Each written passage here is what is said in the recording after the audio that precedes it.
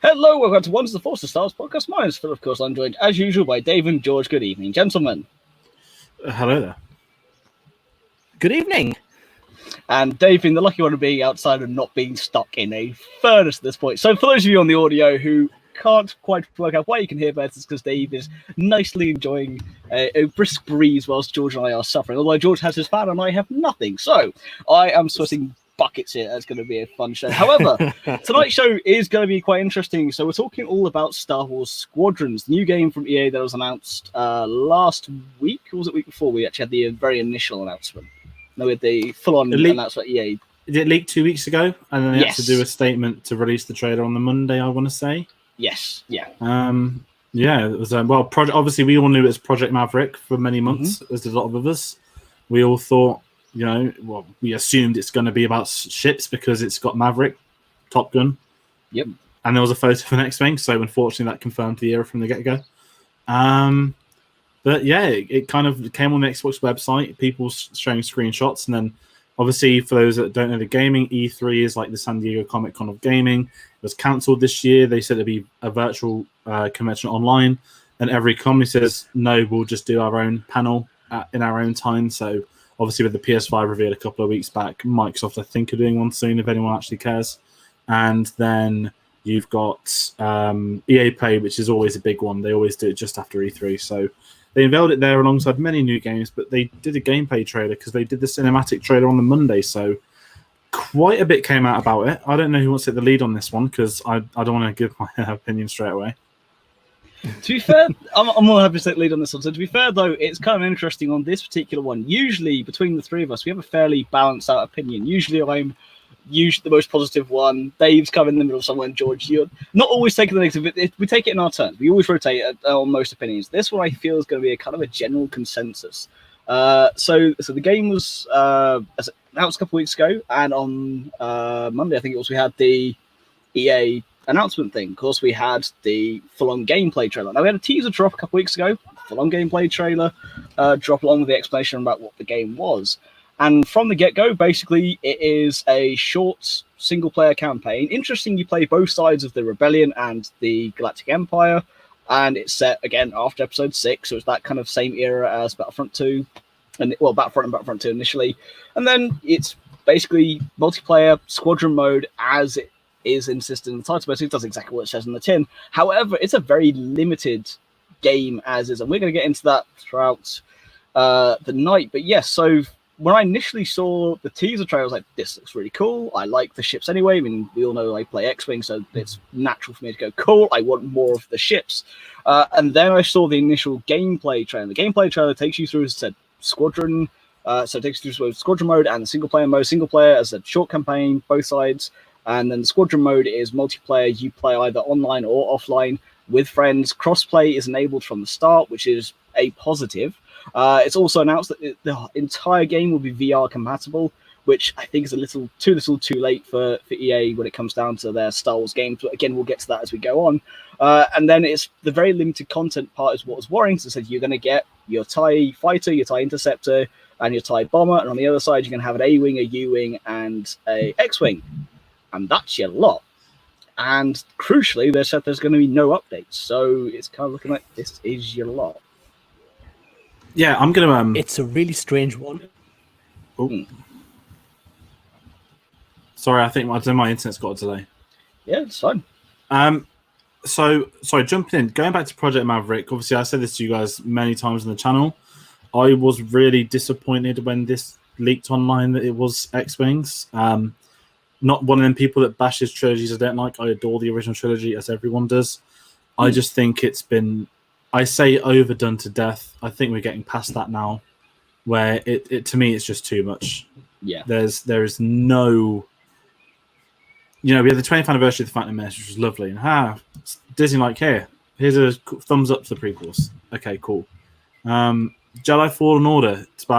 It's after Order 66. Oh, amazing! We're gonna have this Jedi surviving, but it's like years later, and they're all stormtroopers now. It's not actually after Order 66. It's between episodes 3 and 4 is a fairer comment. Okay, we'll take that. Battlefront 2, you're going to get all the eras on, but it's going to take you 2 years to get the prequel characters on. We're going to have all the original trilogy first because it's the safe bet, like episode 7. No issue with that at all. We reached a point now where Battlefront 2 saved itself. It's now free on PS Plus. It's had an additional 4 million players playing it this month because of that. It's now at 13 million active gaming players. And EA, we're not doing Battlefront 2. It's done. The updates are done. They're moving on to Battlefield 6 for next gen. Fine, I get that.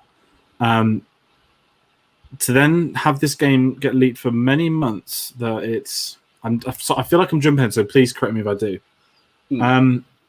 I feel that we know it's going to be a small game because it's cheaper already. Its launch game price is £30 in the UK. Launch game PS4 games, Xbox games are £45. Sometimes 50 if it's a big console exclusive. And obviously your premium editions and your stuff like that.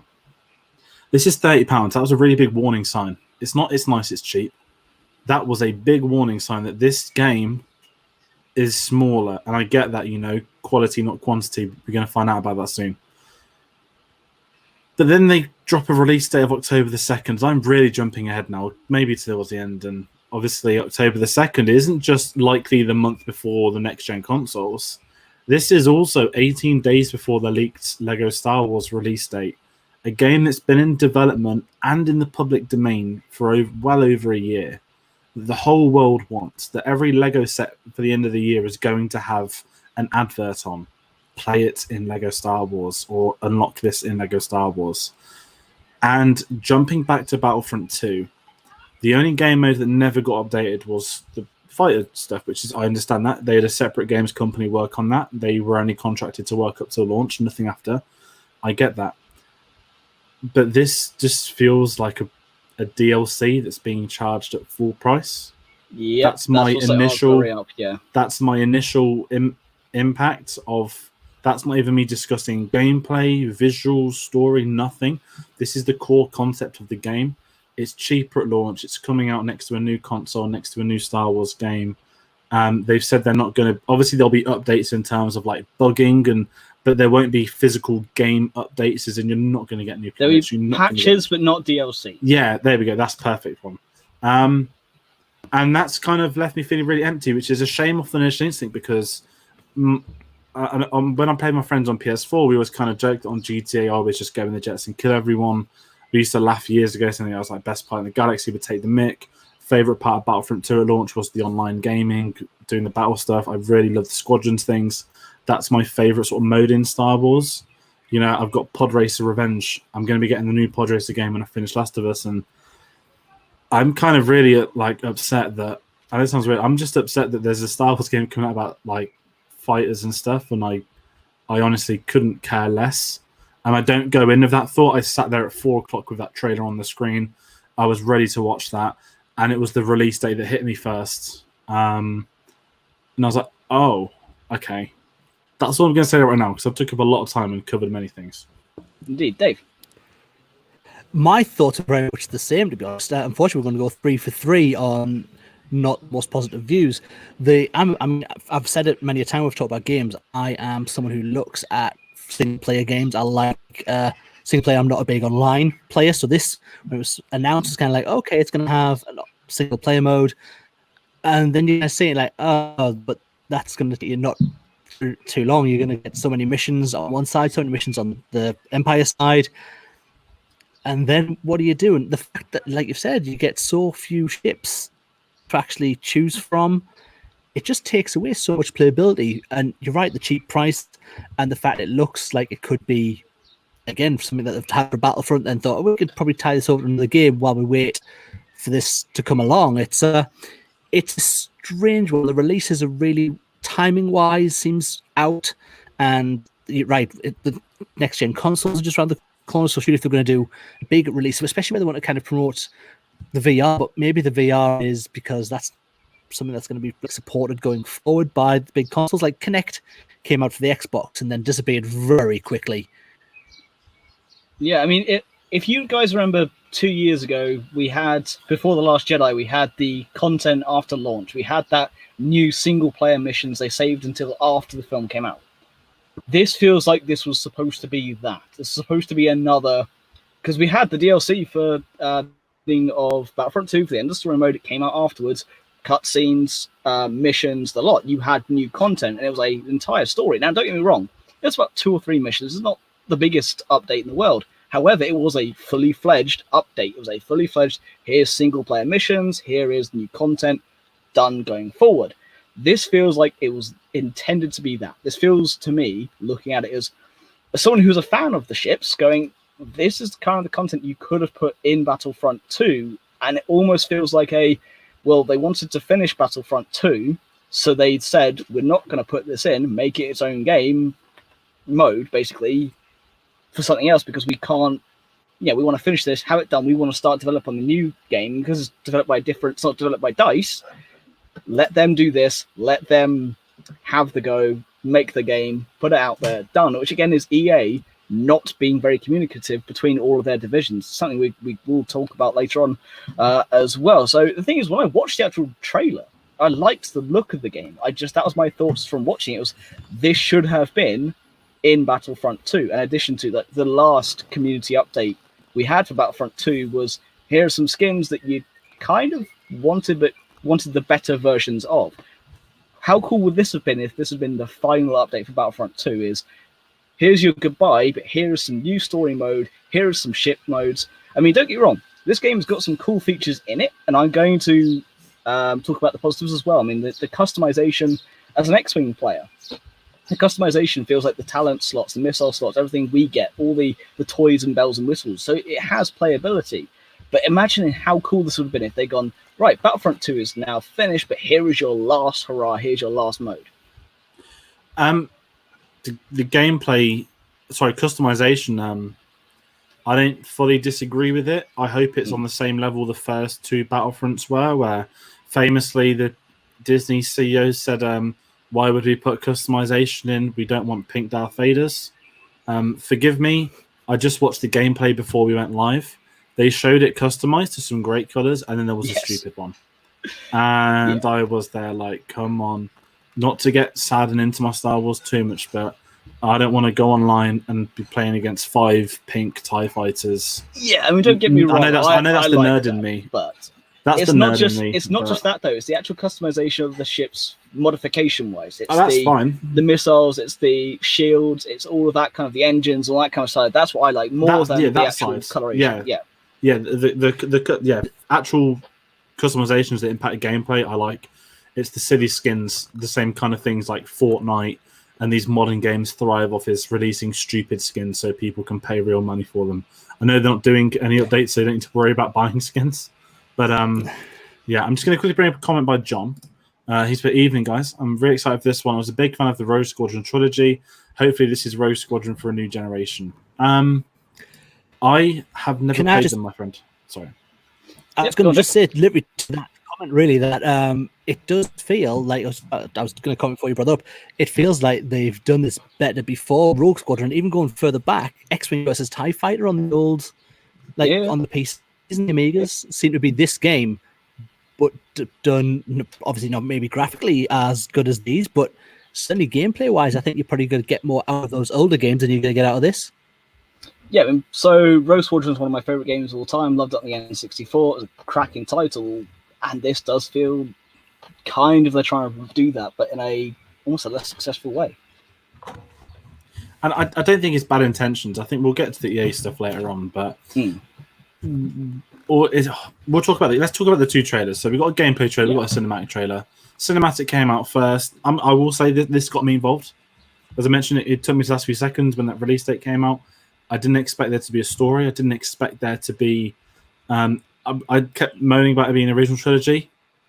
To its credit, at least we're finally getting something set between 6 and 7. Granted, maybe a year or two after, but going back to the Battlefront 2 comparison, that was the same setting. It was just after the Death Star 2 blew up, and it does feel like this was a DLC that went missing and we're now having to pay for. The cinematic trailer, really, Hera Syndulla getting a cameo. I know she cropped up in the gameplay one too. It's Hera and Wedge. It's got a cool. Yeah, exactly. There's enough on there the Imperial side, you have Grand Admiral Sloane. Now, Grand Admiral Sloane is someone who's come from the comics and the books and everything else. She's been really integrated, so I love that side of things. But again, if they brought this in as a story mode for Battlefront 2 as the ending, I think it would have more of an impact.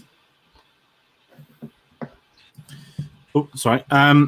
Yeah, it's just one of them. I mean, there's so much. It's sorry, Dave. just that it does feel like no, that's fine, mate. It's really hard to comment. I know we try to be like positive on this podcast where we try and take the best out of things, and sometimes it's difficult when three of us see something. Massive Star Wars fans, massive gamers. We love playing on the games that come out, and then a game has brought out a brand new Star Wars game, and three of us don't really have much interest in it.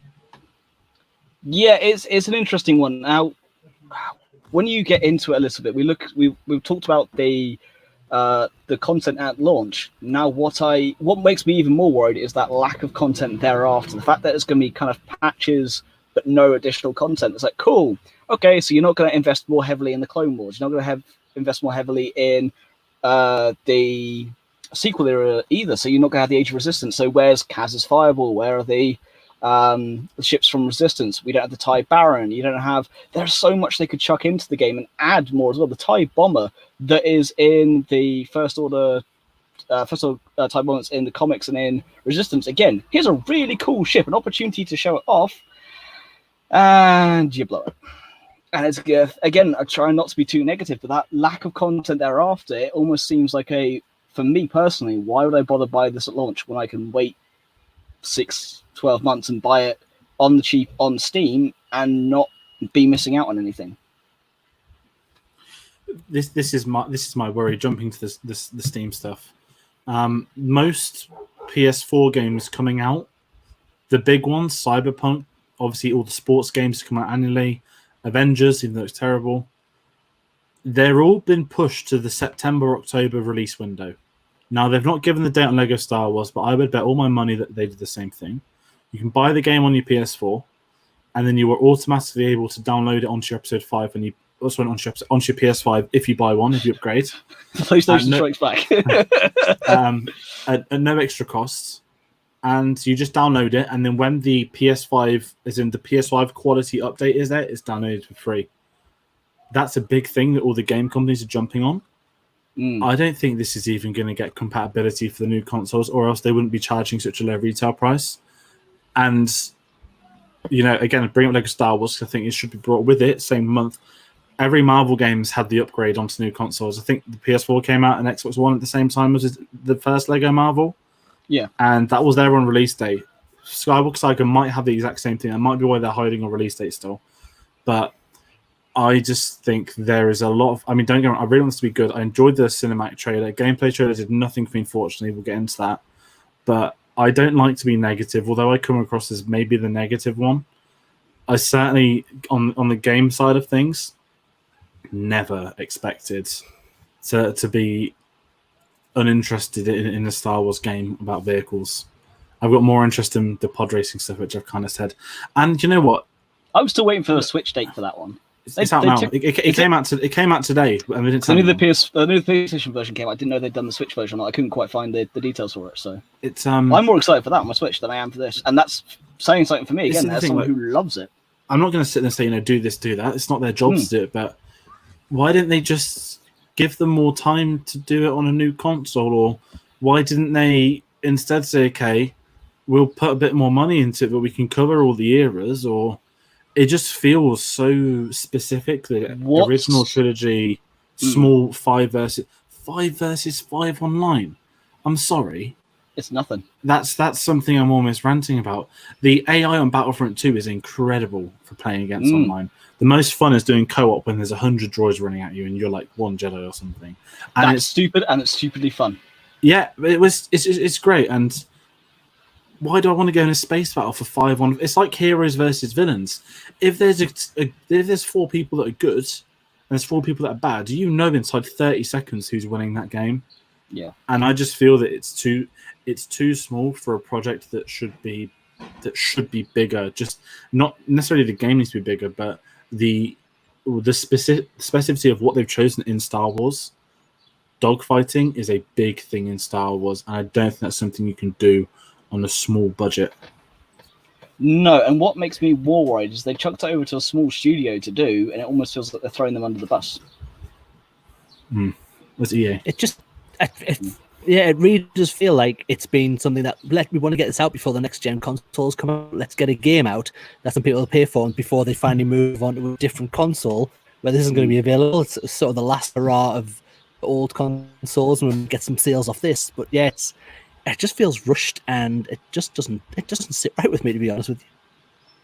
No, it doesn't. And this is the thing. As we all like to try and be positive. We try and give you guys the fairest view. We all talk up the positives and the negatives. We kind of play them against each other to see where we all lie. But this is one of those few occasions when it's not because we're not trying. We're trying to pick it apart. It's because we're looking at this going, none of it makes sense for any of the reasons that it should. None of this. It's not part of Battlefront 2. It's not. It's its own thing. But again, it's small. So 30 quid for what they're trying to market as a AAA title, but when it's not really at all, it's something that's by the side. It should be a DLC, but they can't justify it as DLC. It's so many problems going into it.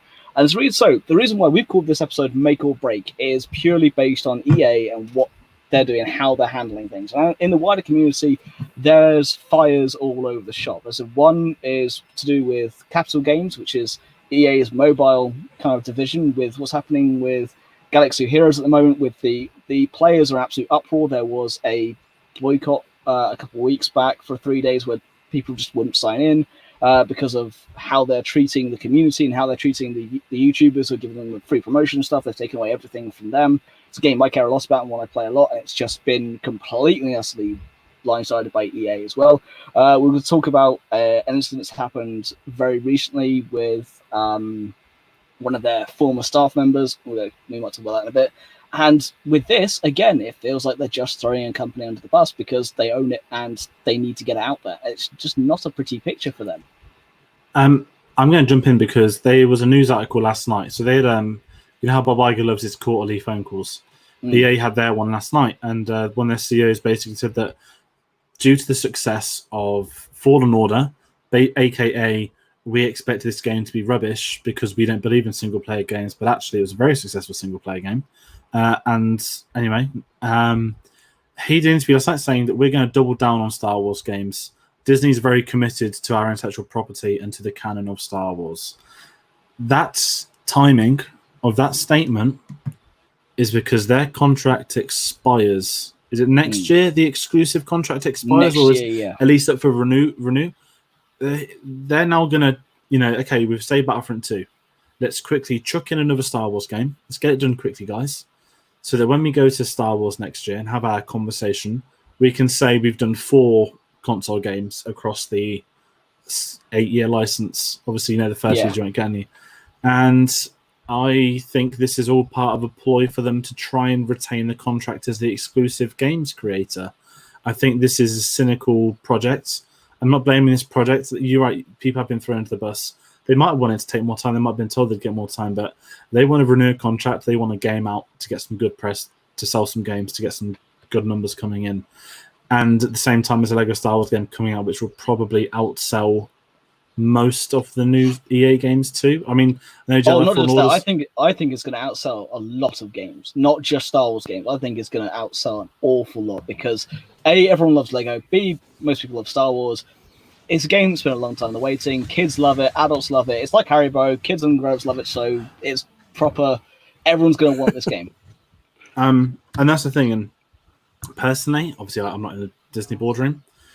The smartest decision for Star Wars is not to renew it with EA, but to instead have a license where any games company can approach Lucasfilm and any games company can pitch a project, have it funded and released. To make it an exclusive to EA, I understood why they did it in 2013. Rewind the clocks back. Obviously, they were still EA. They still cared about money. They weren't as bad, yet they were still bad as they are now. There was no license to mess up. The Battlefield games were the best shooter games. Obviously, time has destroyed them thanks to corporate choices and whatnot. Now all EA is about is microtransactions. Obviously, when FIFA's bringing in $1.8 billion a year on Ultimate Team cards, you understand why they did loot boxing or tries to do loot boxing for Battlefront 2. And I think a lot of this is coming down to the license. And, I did enjoy Jedi Fallen Order. The sad thing I'm going to say about it is that there's no replay value. There's nothing to do. There's no side missions. I don't want to go around swimming to get chests. That's not something I want. And that's the only thing you can do is find the chests after the game. And this gameplay was fantastic as a first entry in a game, phenomenal. But I still don't think they can measure that as a let's get a license back. And the other thing is Battlefront 2. Yes, it got saved.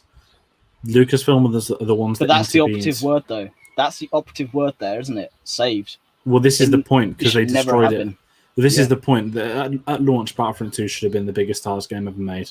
Battlefront 3 could be that. I'm sure they will renew it. I'm sure there will be a Battlefront 3, but I also hope EA aren't cynical enough to say you won't get a Battlefront 3 without us getting an exclusive license. So I think there could be a lot of politics over the next year, but certainly now, without delving into too much of what's come out in the news this week with EA's contact between them and Lucasfilm, likely getting sacked by both companies this week, that's going to add a further element that they probably won't, that's going to be involved next year, which they wouldn't want to. So there's going to be a lot of bad press coming out. And like I said, there are a lot of people excited for this game. I'm not taking that away from anybody. But me personally, as I said, as someone that likes that genre of games, would want to play on my friends. I didn't see any of my friends picking this up, in all honesty. Not at 30 quid if they know it's bare bones. If it gets reviews, fine. I'll obviously be excited for that. If it is quality, fine. But it's going to be, you reach this point by the end of the consoles where every game you buy has to be, do I need this now or can I wait? I mean, not everyone's going to buy a PS5. That's fine. I get that. But a lot of the industry choices are, do we release this game before the new console or do we release this game after? It just seems, I'm going to keep going back. It seems like last throw of the dice, especially now they're throwing on the VR thing, which I think is a really strange move to kind of go. And this one, you can play the whole game in VR. VR is, maybe a year or two now outside of when they were really selling those headsets. They brought out the Darth Vader on the Oculus, and it's a great game, the Oculus one, where you can kind of wander around and play the game like that. But just seems VR had its time and it didn't take, like I said just before, like the Kinect that they brought off the Xbox didn't take, and they removed that from the actual packaging altogether. It just seemed like this push to try and say, we're going to do something amazing in this game. You can sit in the TIE Fighter, you're on the X-Wing. But how many people now have VR headsets? Yeah, VR has found its place in sim racing, and that's it. It really hasn't. Yeah, VR is interesting because I did have PSVR. My friend got it when it was released that first Christmas, and it was amazing. I was like, they did a Star Wars game in VR, it's going to change my life. Same with F1. If they do an F1 game in VR, it's going to change everything. 2020 is in VR, if I remember correctly. No, not on PS4. So anyway, when they did the Battlefront 1 DLC, the free DLC for VR, the actual attack run. I bought a VR headset because I sat there arrogantly thinking, wow, Battlefront 1 had VR. I can't wait for Battlefront 2's VR. Didn't happen. Vader Immortal, we've kind of already said this in the previous episodes, was a PC exclusive for many years. F1 still doesn't have it. Should have had it 2 years ago. VR is an incredible technology, and Sony put the money into it, but not a single one of the big companies decided to invest. If this game had come out 2 years ago, when VR needed a AAA game to have a VR thing, then we could be having very different conversations about VR in big games. Unfortunately, we're not, and now it feels like, Dave mentioned that's roll the dice. It's, they wanted VR on Battlefront, we'll give it to them this time. It's sad. And again, if you do have VR, I'm not gonna lie, I'm probably gonna. Well, I think it's the roller, the loop that it is 3D cinema. It keeps coming back to it, but never fully catches on. And it's the same with VR. VR's had its cycle and it's gone away. It's come back and been away and come back already. And that's the issue. It's just the right game at the wrong time for this technology. And I would say it's different to 3D. I think the people that have it on PC, PC you can do the world building. Obviously, The Mandalorian was built off VR. Lion King built off VR. VR very much has its place, but the jump to getting it into consoles, they missed their window. And if anything, the world's gone to the opposite with the rise of the Nintendo Switch. The VR is very much. Sorry. Oh no, I was literally going to say. I think you've literally said it like perfectly when you said that it's the wrong game at the wrong time. I think that's literally a perfect analogy for this release. It's absolutely nails it for me. Yeah, I couldn't agree more. And it's one of those things when it comes down to this game, because it's the wrong game at the wrong time, it's not going to have the fair shot it needs. And also their lack of faith in it. And I will go back to what you said, George. When they go to Lucasfilm next year and go, we have provided you 8 games and 4 games in 8 years. That's one every 2 years average. You know, we've done this, this, and this. Here are our sales. And someone at Lucasfilm will sit down and go, okay, that's fine. However, here's the reality. Yes, you released 4 and 8 years. However, you released 1 here right at the end. So 6 months ago, let's say the meeting is, you released this one 6 months ago. These are the actual sales figures. The game Battlefront 2, we had to step in and we had to make sure that you didn't screw up any further than you did. The game, yes, you saved, but you've already played your card there. You saved the game. It never should have been in that situation in the first place. And we've all 3 of us agree, by the time Battlefront 2 was finished, it was the perfect game.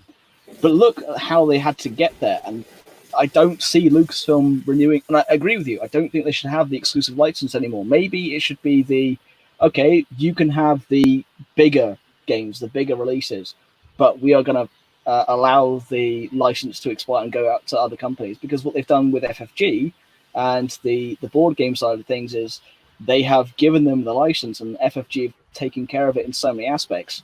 So they've renewed the license because of the sales. X-Wing, for example, the miniatures game, is one of the highest selling miniatures games in the world because FFG have taken care of it, and Battlefront is that problem child. I also think Lego Star Wars is a big thing in this. Obviously, we had the Lego Force Awakens game in 2015. When they signed this license in 2013, I do think that Lucasfilm immediately excluded. I say it's an exclusive license, it is, but I think their license back with Lego is stronger than anything with EA. And when they signed that contract, EA were probably aware they would be able to commission Lego Star Wars games, because I don't think any company would say no to a Lego game, let's be honest, over EA. But it's a sad thing. Like I said, we don't normally come on here moaning. We had a really good Am Best episode last week. We've had some really great episodes recently. And this is the first time I think we've had a bit of a downer. It's a shame, because this is probably maybe the biggest bit of Star Wars news until Mandalorian Season 2 trailer comes out. The only bit of Star Wars news we're getting at the minute. Yeah. Well, we say that. There is some Star Wars news we can talk about, and actually we should talk about. So we've wrapped up here on Star Wars Squadrons. Let's talk about some of it's in the news. Let's talk about Star Wars Celebration 2022. George, I'm going to let you fully take the lead on this, because I I brought the attention with the actual the notice, but I know you saw it. And you're of course going, so let's. Excuse me. Just take the lead on this one, will you? That's okay. So it was right to bring a patch list in the start. Obviously, coronavirus is a thing, and they've been very much criticised for not releasing any statements. But you'll find out in a few weeks. Was that 2 months ago? Yes. And out of nowhere, there was playing Last of Us. I've had Star Wars Celebration Twitter notifications on for like 2 years, because I got it for Chicago announcements for autograph sales and things like that. So they don't tweet often, so I don't mind having notifications. You do forget you've got them, and it just pops up. It's like Star Wars Celebration is moved. It was like urgent statement, Anyway, guys, if you don't know already, Star Wars Celebration has moved not to 2021, but to August 2022. We'll be in Anaheim. They updated the website. They planned everything in advance, so I give them credit for that. And it's very intriguing because, not to get into... I'll do the ticket side of things before the Star Wars side of things. Obviously, I sold my ticket via Lights, as a lot of people did, because a lot of people did think this could go ahead. As of 2 weeks ago, there were conversations, is this going ahead? Because Disneyland's now reopening. The statement came in, and they basically said that everyone with a ticket will automatically get moved to 2022. Anyone that would like a refund has a 3-month window to get a refund. They will also exchange it for credit, because they're going to release all the merchandise that was due out this year at Celebration. That's going to go online at some point, which is going to be really bizarre to have Anaheim 2020 t-shirts. They probably won't. I think it'll probably be like 40th anniversary Empire tops and things like that. But I'm going to keep an eye out for any prequel things I might be able to get. And so obviously I sold my ticket via Light, and to be fair to them, I emailed them. They said that you'd get details this Monday. I got emailed on, I didn't actually get emailed on Monday, I had to chase it, but on Monday they released another statement saying if you had a ticket on Light, you need to send an email to this Star Wars website to get your ticket activated for that. So I did so. And then I had my first drama. I don't think I told you guys this, where they came back and said, you need to contact Light. And I said, it says to contact you. And then obviously they came back and said that if you want a refund, you need to email Light. And I just replied saying, the email below says I would like to reactivate my ticket, as stated in your FAQ on your website. Please, can you advise? I did get an email, to be fair, 10 minutes later off them saying, if you sold your ticket online, you will automatically get the 2022 tickets. You won't actually need to request to be reactivated. You only need to contact them if you want a refund. Now, my only initial, because I'm a sort of, I will look at every depth of everything, because when it comes to organizing, that's my key point. I'm just not going to email anyone for 3 months, because if I get an email on August the 27th when the expiry comes up, they say you're now getting your refund, your celebration ticket, I will be in absolute pandemonium. So I just need to send a follow-up email. But the gist of it is they're protecting everyone that's already got their tickets. I can't imagine many people doing refunds. Naturally, they will. It's just the nature of it. People will get their refunds.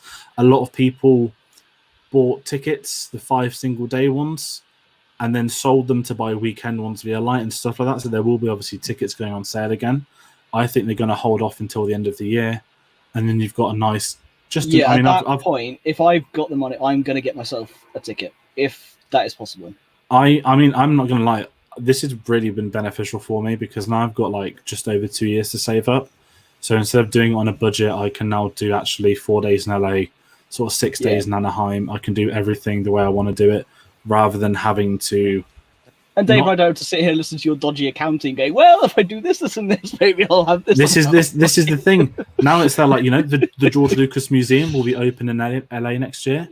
Yes. That is going to be something to witness. Galaxy's Edge, you've got the lot. You got time, ample time. So I like the move to 2022 personally, because not only does it give the people who've got the opportunity this year to move it, it's the perfect opportunity to do a Attack of the Clones 20th celebration. Yep.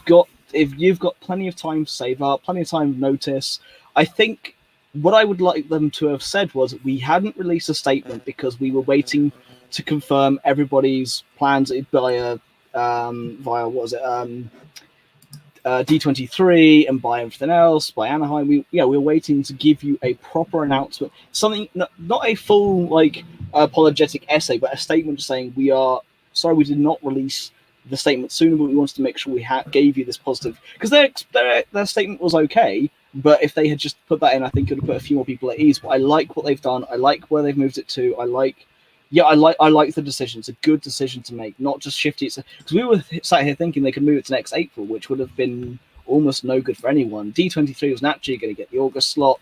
This makes sense for so many reasons. Absolutely. And also, Oh, sorry. No, I was literally going to say, I was just seconding your thoughts. I think it's a great move to move it to 2022.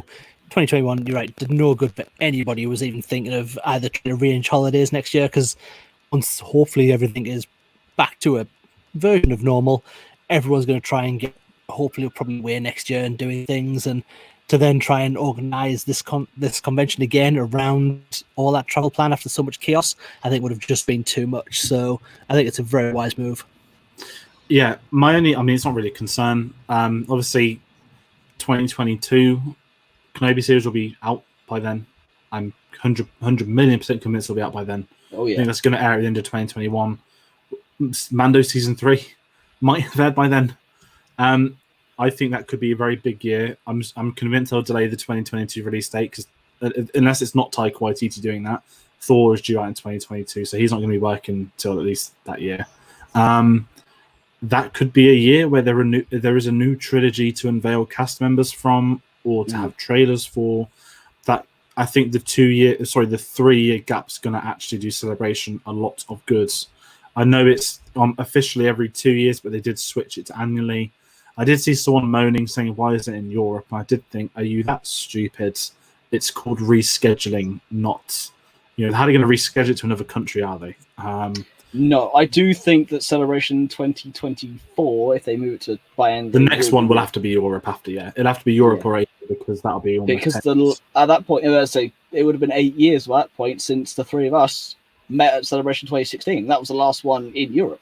They just need to make sure that there is a celebration in the years of 2025, so we have a 20th anniversary Revenge of the Sith. And at that point, I will be old. It'll also be 10 years of since Force Awakens as well. Yeah, but can you get a really cool Force Awakens Black Series anniversary figure of Obi-Wan Kenobi with full beard? No, but you can have Luke. True. But it's going to be one of them where I'm excited. It's the right thing to do, and I've even grown up and set myself up a savings account now, so at least it's going to get me switched again. On for Dave, right out to sit here and listen to your dodgy accounting, going, really? Now you get it for 2 years, not 1 year. Damn it, this is very, very true. But yes, if they release tickets at the end of the year, if I'm in a situation where financially comfortable or whatever, I will be getting a ticket myself. You never know. Dave, we can try and persuade you somehow. Come join us. You can try, but you may have to do away with my wife. Sorry, this isn't live, right? No. Yeah. It's all right. She's not watching. It's fine. We'll convince you somehow. Hey, I managed to convince you to buy a sideshoe R2. I can convince you to buy a celebration ticket. This is happening. The three of us will be going. But no, it's one of those things that yes, talk about Star Wars Squadrons. This is the only other big bit of news I really thought we should talk about this evening was Celebration 2022. But I do think that's about it, especially for this evening, guys. Anything else you kind of want to put in for the show? Nothing for me today. It is a shorter one, sadder one to a point. Mm-hmm. But there might games come in August. We might get more gameplay, more news might come out. It could turn on itself, but this might be the first time that an EA game has a normal launch, but no one's interested in. Indeed. So, Dave, any closing thoughts, my friend? Just again, a massive thank you to everyone who has watched, downloaded, and taken any time to listen to our lovely selves talking. Apologies again for any background noise of birds singing. Why would you not like that? It's been lovely sitting outside doing a podcast. So yeah, no, but that's all from me for this week. Indeed, and apologies if anyone can hear my laptop fan. My laptop is overheating at a rate that is surprising even me in my inferno that is my room, unfortunately. However, I hope you're enjoying the new background this week. I might be trying different ones at different points. However, I'm loving having the green screen up and it's all working well. You don't have to see the horribleness that is usually behind me here. You get to see the lovely episode 4 post at this point. But as per usual, thank you so much for watching. Don't forget to like, share, and subscribe. You can find us on Facebook, Instagram, at Twitter, at Wonders of the Force and Stars Podcast, at The Force Podcast. You can find the video for this version on our YouTube and Facebook pages. And of course, the audio version will be available on our Podbean, Stitcher, Spotify, and iTunes. So until next time, we've Ones the Force. May the Force others be with you. Good night.